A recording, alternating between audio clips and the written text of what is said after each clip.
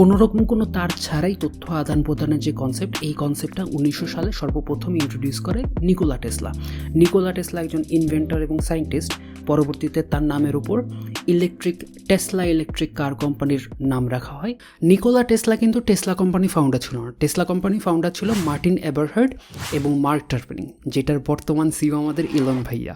Joseph curl রবনেট লিকলিডার এই লোকটা 1960 সালে কম্পিউটার নেটওয়ার্কের আইডিয়া দেন। এতদিন পর্যন্ত বেতার একটা ধারণা ছিল যে এরকম কিছু একটা করা যেতে পারে, বাট সায়েন্টিস্টরা মিলে প্র্যাকটিক্যালি একটা সিস্টেম উদ্ভাবন করে যেটার নাম হচ্ছে প্যাকেট সুইচিং।